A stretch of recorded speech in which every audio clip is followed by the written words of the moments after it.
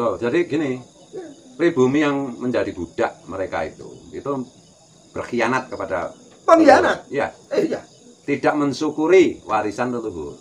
Wala in kafartum inna adzabil asadid. Kalau engkau mengkufuri nikmatku, aku sediakan siksa yang berat. Pasti celaka itu para budak itu. Pasti celaka. Oh ini nanti yang jadi tuannya itu bisa aja terusir dari Indonesia. Perkiraan saya terusir. Karena udah nggak bisa ditolerir lagi, nggak bisa dikompromikan lagi. Mereka terus-menerus memperbudak pribumi. Saya ingatkan tuh pribumi itu, siapapun mau kiai, mau siapapun, mau lora, mau gus, jangan mengkhianati leluhur kita. Sekali lagi, jangan mengkhianati leluhur kita dengan mengkufuri nikmat yang diberikan Allah itu.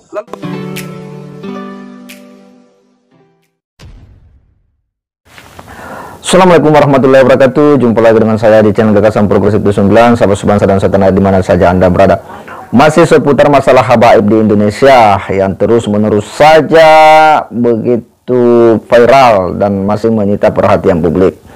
Kali ini Gus Fuad Pleret lagi berdiskusi dengan salah seorang pegiat media sosial, yakni wali medsos Gus Arya, yang mengupas tentang habaib dan bagaimana ya situasi yang hari ini memang nampak sekali begitu tajam pro kontra, karena orang-orang yang dianggap ya melakukan kajian-kajian dan diskusi-diskusi ilmiah terhadap habaib itu dianggapnya membenci habaib ya.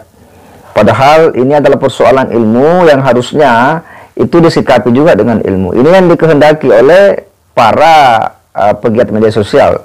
Dan sepertinya Gus Fuad Pleret ini betul-betul lagi geram bersama Gus Arya. Dia menyatakan ya bagaimana menyikapi persoalan ini ya, khususnya kepada pengikut habaib yang begitu fanatik, yang menerima mentah-mentah apa yang disampaikan oleh junjungannya dan tidak mau menerima ketika ada kritikan terhadap para habaib. Nah, ini yang disikapi oleh Gus Fuad Pleret dan Gus Arya, dan ini hal yang menurut kita sesuatu sikap tegas sebagai pribumi ya, yang mau melihat bagaimana kehidupan berbangsa dan bernegara ini betul-betul adem ya, dan sesuai dengan prinsip-prinsip agama, tidak ada yang kemudian saling merendahkan. Dan ini hal yang penting untuk kemudian kita edukasikan kepada publik. Nah, seperti apa perbincangan mereka? Mari kita simak sama-sama. Jadi udah terstruktur gitu, gara-gara oknum meledak. Dan ini sudah mulai ada ajakan-ajakan ini ya. Ajakan yang mengatasnamakan sebuah lembaga perkumpulan ulama, mengajak umat bahwa ini dianggap sebuah pembenturan. Orang yang membela Kiai Imaduddin atas penemuan itu, Gus, itu dianggap pembenturan. Padahal kita itu hanya menuntut kebenaran, kita mencari kebenaran, Gus. Betul. Nah, jadi ini udah terstruktur nih, ini disebarkan di grup-grup ini. Ajakan-ajakan surat, berupa surat ini. Atas nama apa itu? Atas nama sebuah lembaga perkumpulan ulama atau apa? Ulama abal-abal. Ulama labal-labal itu tenanan. Artinya, lah ini momentum gitu loh, Kiai. Ini momentum ketika mereka mampu merekrut budak-budak. Ya, ini kebangkitan pribumi ini. Kebangkitan pribumi. Ini momentum gitu loh. Makanya kayak kemarin Kiai Imaduddin dilaporin polisi kayak begitu. Lah ya malah saya itu seneng. Aja Kiai Imaduddin itu gak ditekel polisi kok, gak penjara. Karena dia udah fitnah kan begitu. Nah, yang jadi masalah ketika yang disampaikan Kiai Imaduddin itu benar. Wes jadi apa ya? Ketika itu benar, berarti selama ini kita konsumsi berita hoax, pembodohan publik yang dikonsumsi selama hampir 1 abad. Lah modar. Ini kebangkitan tasawuf, hati-hati. Dan sudah dicangkok-cangkokkan gitu. Kemarin misalnya contohnya Wali Songo dianggap Asmat Khan, padahal Asmat Khan itu ternyata di India itu marga tertentu, tidak ada marga Asmat Khan, bahkan termasuk misalnya wali-wali di Nusantara ini sudah mau diba'alawikan gitu, sebagian sudah gitu. Dan ya ini kan berakar dari Snogorgornya kan ya, Snogorgornya itu semua wali di seluruh dunia waktu itu aja tertipu sama Snogorgornya. Jadi biasa aja, maka kita melindungi semua ulama kita, wali-wali kita yang kemarin itu mungkin mendapat masukan yang keliru, yang hoax. Mari kita bersama-sama meluruskan. Tuh.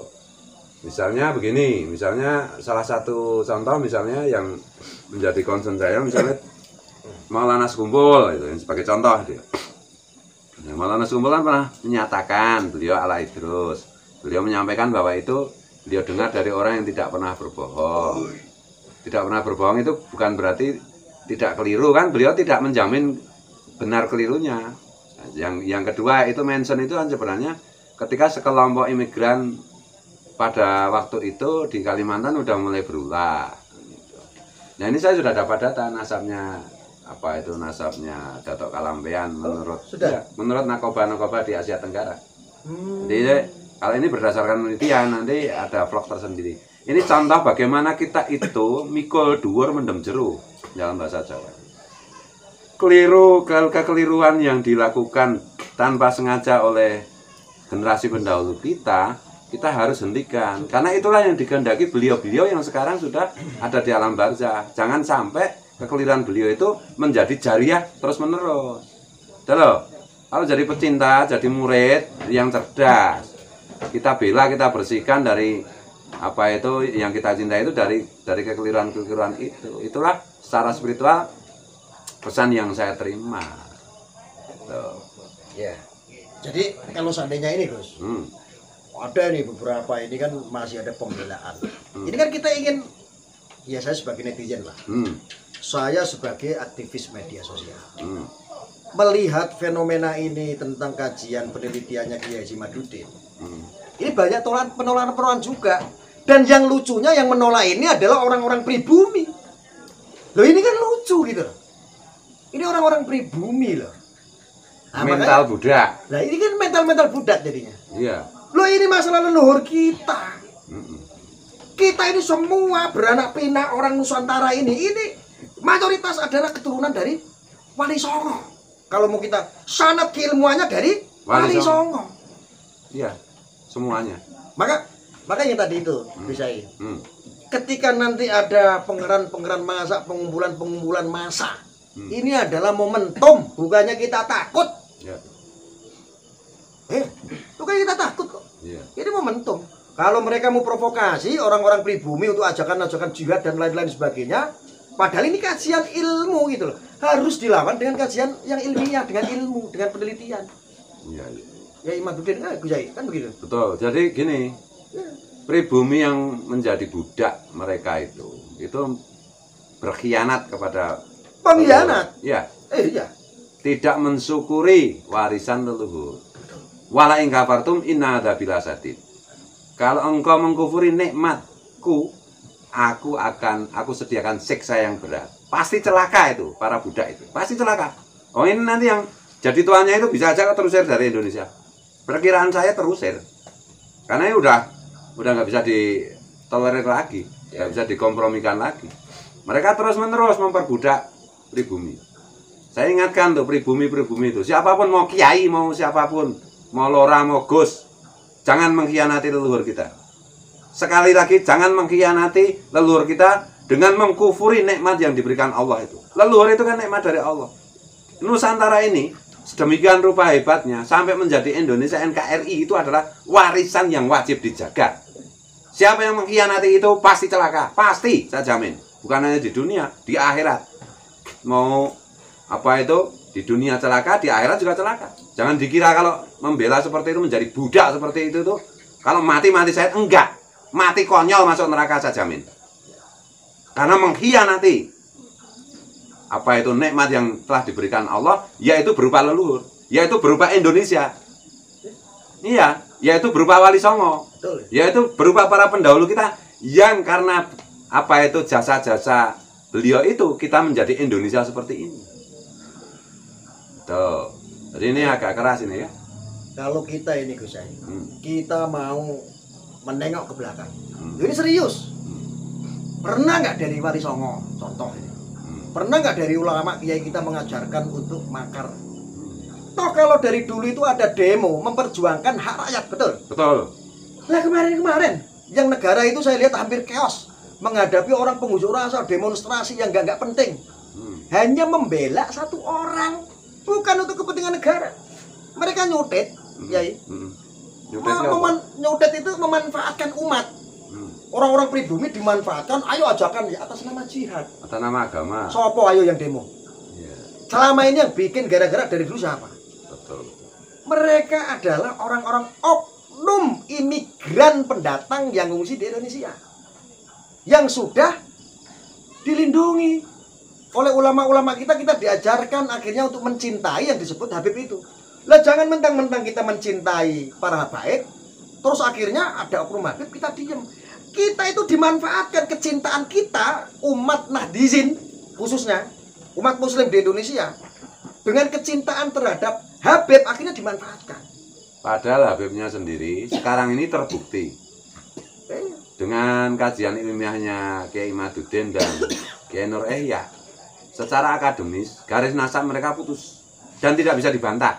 Semua ahli nasab seluruh dunia udah ditanang berkali-kali sampai hari ini mingkem. Paling bikin vlog, bikin jawaban pakai kitab palsu. Nggak berani kan berhadapan live. Saya dengar juga Kiai Imad kemarin sedikit cerita juga. Mau ngajak pertemuan rahasia, pembahasan rahasia. Nggak boleh rahasia itu. Ini ranah publik. Live kalau berani. Kemarin baru ketemu Kiai Imad. Dan beliau tetap komit. Saya bilang sejak dulu tesis Kiai Imaduddin itu tidak akan bisa dibantah. Bila perlu masuk TV, Gus. Iya. Media stream. Iya, media seluruh dunia ditantang oleh Kiai Imad dan Kiai Nur Ihya. Karena memang benar tesis dari segi nasab gitu. Dari segi sains medis, mereka nggak berani tes DNA. Apa-apaan itu? Kok kalian budak-budak itu masih meyakini itu atau dari mana? Kok terus kita husnudzon gimana? Dzon prasangka itu kita lakukan ketika tidak ada data. Kalau sudah ada data, misalnya ini kopi, husnudzon aja itu bukan kopi, itu teh, itu namanya orang edian kayak gitu itu. Yang pakai otak dong. Makanya saya nggak mau tabayun apa, nggak ada otak kok tabayun. Ini jelas cetha welo-welo terang benderang bahwa kajian ilmu nasab mengatakan itu sanad nasabnya terputus. Pakai ilmu pasti kedokteran DNA nggak berani. Karena kalau tes DNA ya nanti pasti tidak terbukti juga. Ini besok sore kebetulan aku mau membahas itu soal DNA itu. Tuh, mengapa mereka itu tidak berani tes DNA? Padahal menurut saya kalau saya anggota dari mereka saya tes saja. Mungkin saya tetap terbukti Dzurriyyat Rasul. Karena mungkin kakekku atau nenekku itu menikahi dzurriyyatnya Wali Songo. Kalau Wali Songo kan jelas. Garis nasabnya jelas. Narkoba resmi internasional, bukan narkoba misalnya narkoba negara ini tapi narkoba abal-abal. Narkoba internasional sudah mengisbat bahwa Wali Songo itu Dzurriyyat Rasul. Tes DNA dari beberapa dzurriyyat Wali Songo terbukti positif sampai Rasulullah. Tinggal sana. Iya, tinggal Wani apa ora? Iya. Wani apa ora? Ya, Tinggal sana. Iya. Yang oknum itu loh yang oknum. Tapi kalau mereka mau mobilisasi massa, oke, pribumi juga siap. Baik pribumi semua, bersiaplah kalian. Bersiaplah membela kehormatan jati diri bangsa kita. Jangan jadi pengkhianat bangsamu sendiri. Ya. Jangan jadi pengkhianat. Iki ngomong kaya ngene iki sumpah lillahi ta'ala karena Allah.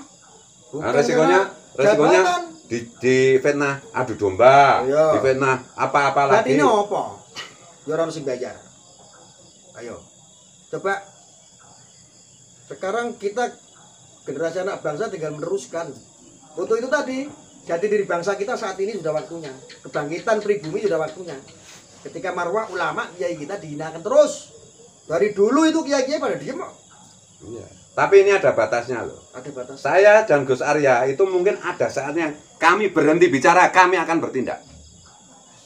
Gitu loh. Kita masih bicara, masih mengingatkan, wahai pribumi yang jadi budak, wahai pribumi yang mengkhianati leluhur, kembalilah kepada jati diri bangsamu. Jangan ikut-ikutan merusak negara ini. Dengan dalih apapun, dengan dalih apapun, termasuk agama. Ya, kalau kau merasa harus membela Dzurriyyatul Rasul, belalah dzurriyyatnya Wali Songo. Jelas terbukti bahwa dzurriyyat Wali Songo tersambung sampai Rasulullah. Pasti itu. Tidak ada keraguan sedikit pun. Secara ilmiah, ilmu nasab maupun ilmu DNA. Gitu loh, jangan bela yang nggak jelas. yang nggak berani diperjelas. Diperjelas nggak berani, suruh si enak nggak mau. Gimana itu? Ayo. Kajian nasab juga selintutan kayak gitu, nanggapi ini, nanggapi Kiai Mat sendiri, bikin vlog sendiri.